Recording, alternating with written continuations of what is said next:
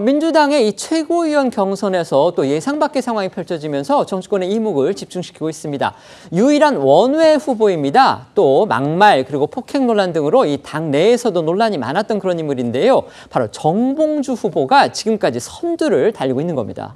정봉주 후보는 현재까지 치러진 지역 경선에서 누적 득표율 21.67%를 기록하면서 1위를 달리고 있는데요.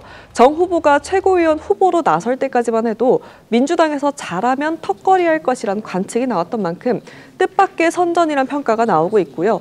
앵커께서 말씀하신 대로 정 후보는 유일한 원외 인사인데다가 지난 총선에서 목함질에 관련 막말 논란으로 공천이 취소됐었고 지난 2015년에도 폭행 논란에 휩싸여 벌금형을 받는 등 정치권에서 문제적 인물로 통하는데요.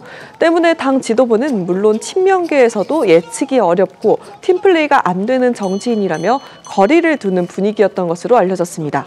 이재명 후보 역시도요. 이 최고위원 경선이 예상 밖의 상황으로 흘러간 데 대해서 뭔가 좀 난감해하는 눈치다 이런 얘기도 나오고 있습니다. 그러니까 정 후보의 선전으로 이 후보의 뜻이 곧 당심은 아니다. 지금 이런 해석까지 낳고 있기 때문입니다. 네, 이재명 후보는 첫날 경선이 끝난 지난 토요일 저녁에 자신의 유튜브 방송에 김민석 최고위원 후보를 초대해서 이야기를 나눴거든요. 이를 두고서 정봉주 후보 견제용 아니냐 이런 해석도 나왔고요.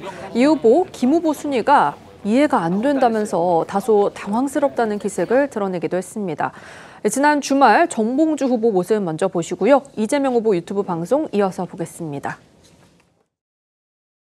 민주당 당원이 저를 이 자리에 불러세웠습니다, 여러분. 저를 불러세운 이유는 지금은 싸워야 할 때 돌아온 정봉주, 준비된 전사, 검증된 전투력. 지금 제주보다 더 떨어진 거예요. 그렇죠. 난 좀 이해가 안 되더라고요. 아니 근데 대표님은 왜 그게 의외로 있어요? 저는 아니 제 입장에서는 일단은 사선 의원이신데 사실 최고위원 나올 상황이 아니잖아요. 약간의 의문을 가지고 저게 뭐지? 각각에 대해서 갖는 평소의 애정, 평소의 선호. 일단 현재는 그런 것이 반영된 상태 아닙니다. 들려드렸다시피요. 민주당의 최고위원 경선에서 원외인 정봉주 후보가 뜻밖의 선전을 하면서 이게 과연 어떤 배경이 있는 거냐 지금 관심이 쏠리고 있습니다. 이재명 후보조차도 지금 보신 것처럼 약간 난감한 기색 드러내고 있는데요. 이거 어떻게 보십니까? 그러니까 정봉주 후보는 기본적으로 이제 언론에 많이 노출이 되어서 인지도가 높습니다. 그리고 이제 BBK 사건으로 해서 1년 동안 옥고를 치른 것을 동정론을 잘 어필하고 있고요.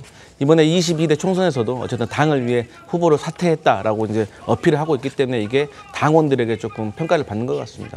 이제 이재명 대표 입장으로서는 이제 안정감 있는 수석 최고위원은 아무래도 원내 인사가 되는 것을 바라고 있지 않나 개인적으로 생각해 봅니다. 네.